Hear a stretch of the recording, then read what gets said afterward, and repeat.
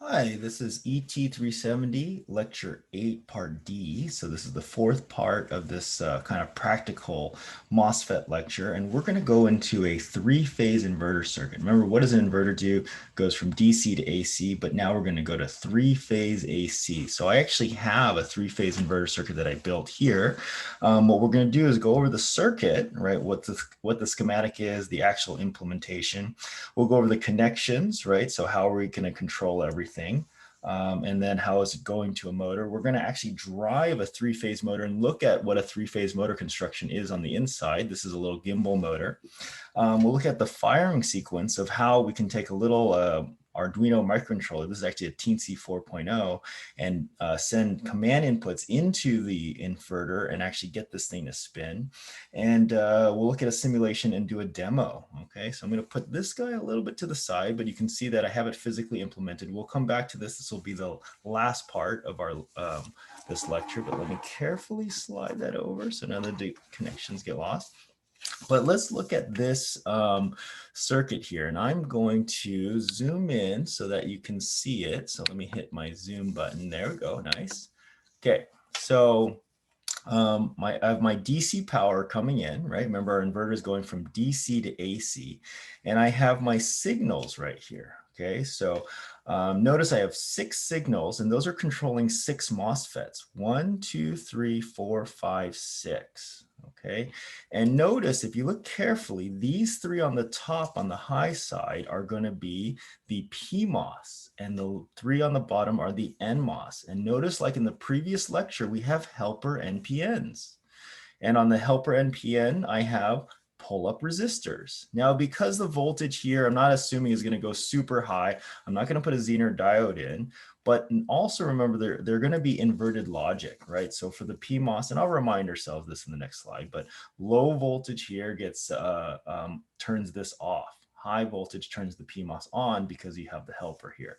Now the NMOS, low is actually going to turn this on and high is going to turn this off. So this is opposite of the PMOS. Okay, so what else do we have? So DC power in, so this VM is going to the VM, and then the ground is going to the ground. Notice the bottom of the PMOS is connected to the top of the NMOS. Okay, and now these points here, A, B, and C, are going to be attached to ABC for the three-phase motor output. And these inputs to these little helper NPNs are switch 1, 2, 3, 4, 5, 6. And those are going to be right here. And what I'm going to do is I'm going to eventually tie those two of them together. So I'm going to tie switch 1 and 4, 2 and 5, and 3 and 6 together. And I'm going to call it A in, B in, and C in. Now, so these are the signal input, the three-phase output, DC power input, and then this is the circuit. Now notice in the circuit I have the three-phase. I'm using those IRF 3205s and the 4905s. So these 3 are the PMOS, these 3 are the NMOS. I have my little baby helper NPNs right here, and I have my switches or my signals in and my ground. Okay. And yeah, I just need to plug in my 3 motor leads into here, but this is a three-phase inverter circuit using MOSFETs. Okay, so let's kind of review what's going on. So I'm going to zoom back out here.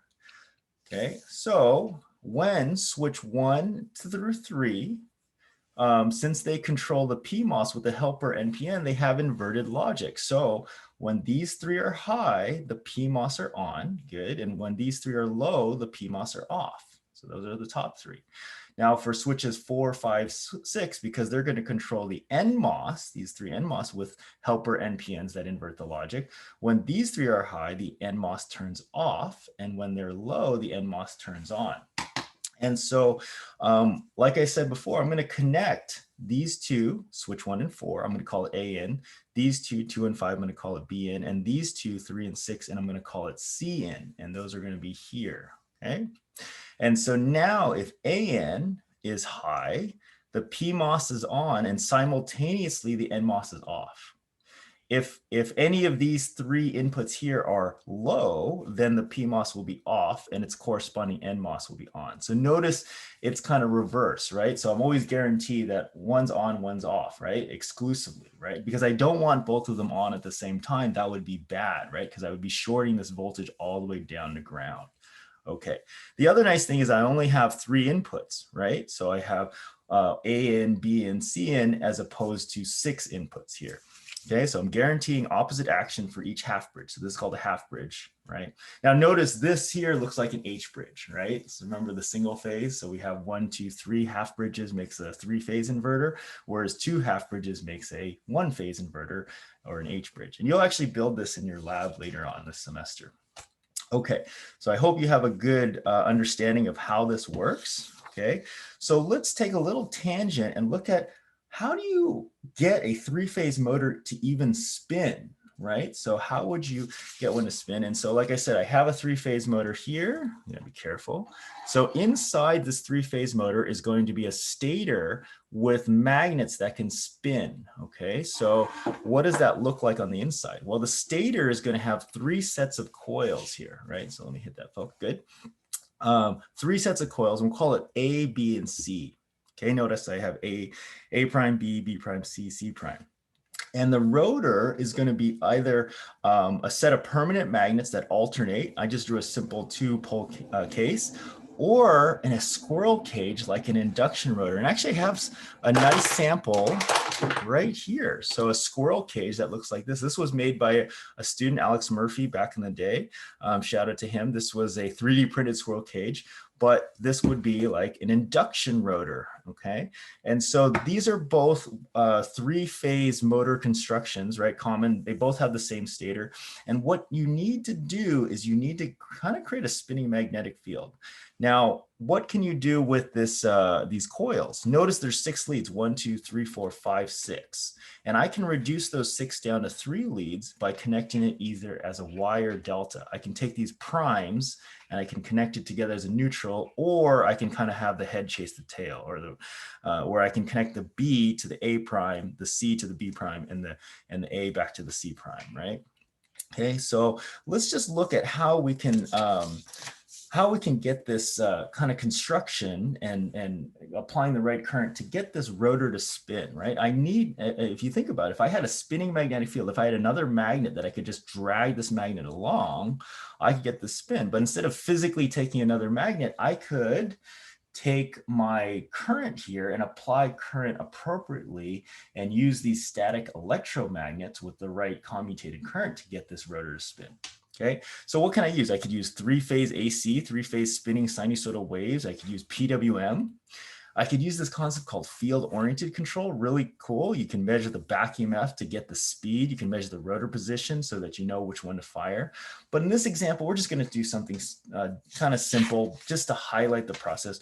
We're just going to commutate it with 6 DC signals, okay? And so let me just highlight how this is going to work. So imagine I just chose the Y case, right? And I drew 1, 2, 3, 4, 5, 6 points here. And let's try to see if this makes sense to you.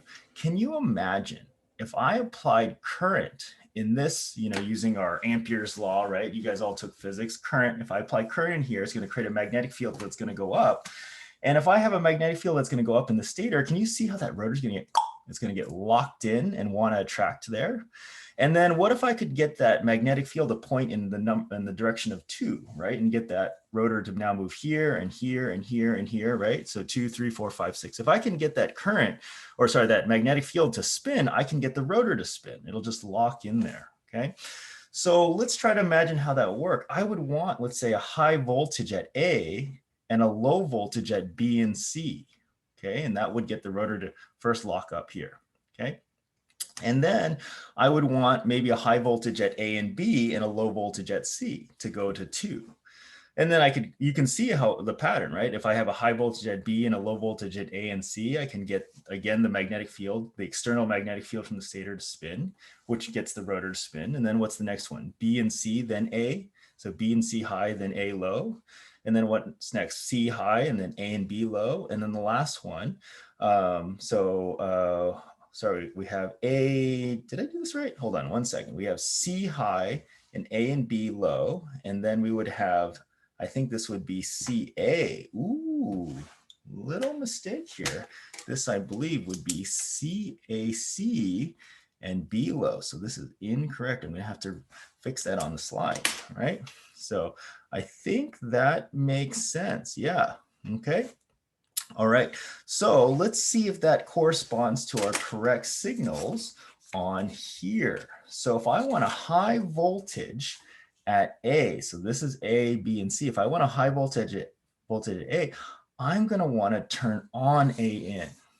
Okay, and if I want low voltages here, I'm going to make these low. Okay, so that if A in and B in are low, what's going to happen?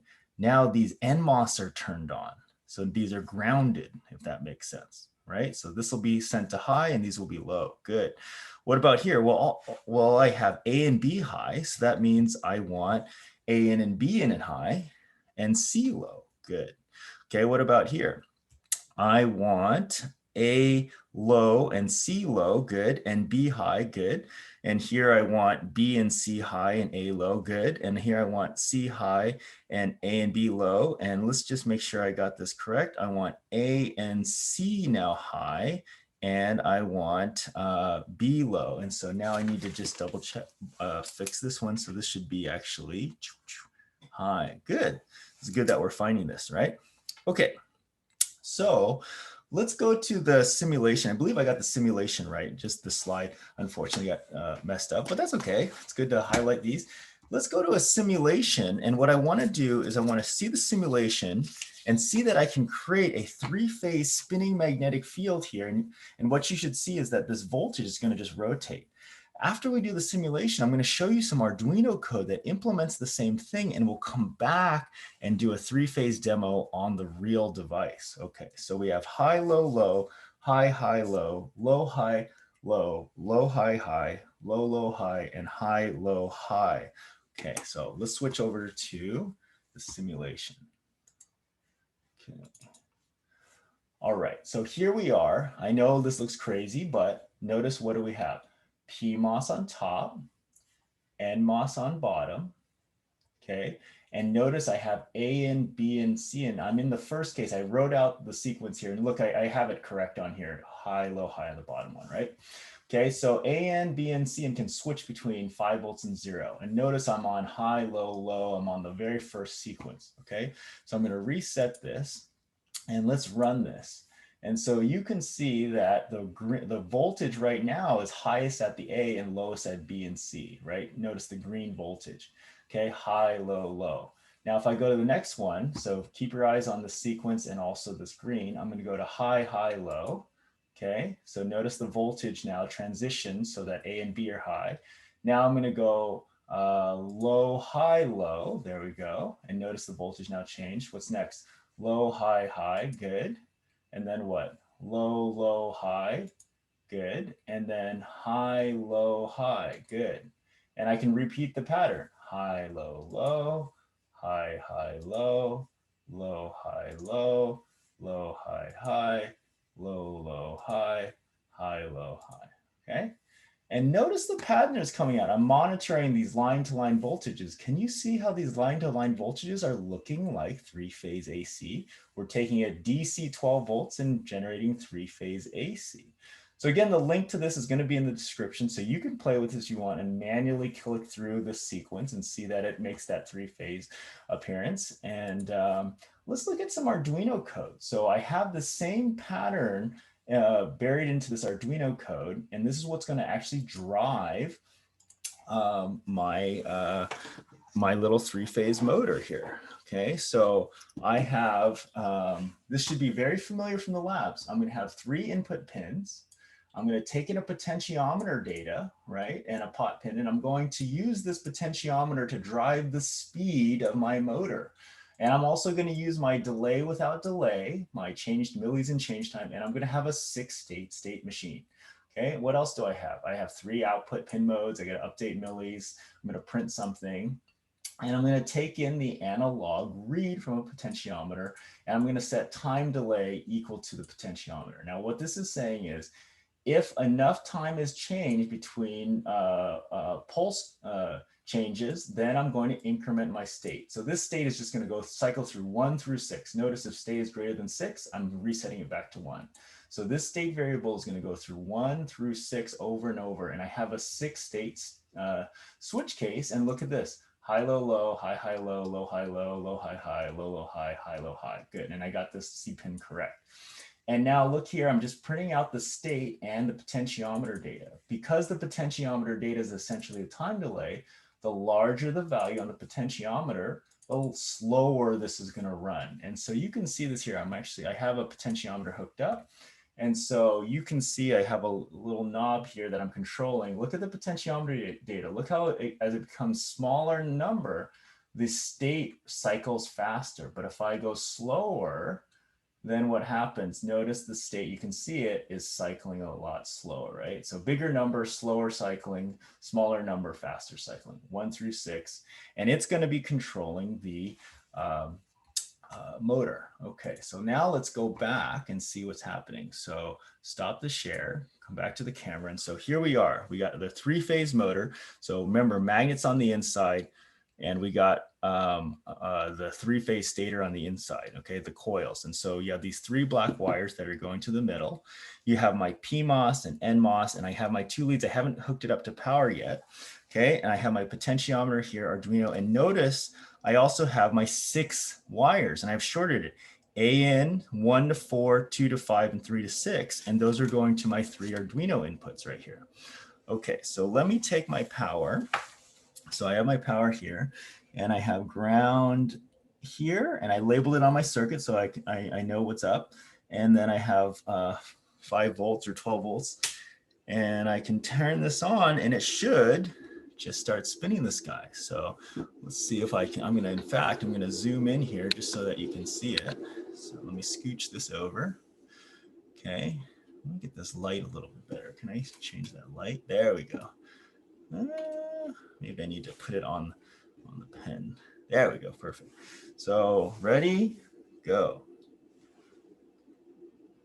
Okay, and I can control this dial, and you can see it spinning. And if I turn the dial faster and faster, you can see it's gonna pick up speed, right? And I'm just controlling this little blue dial here, and I'm making it go faster and faster. And you can see it's pulsing, right? It's just cycling through those states, up, up, up, 1 through 6, 1 through 6, you know, it's doing the high, low, high, low, high, low, high, low, all those stuff, right?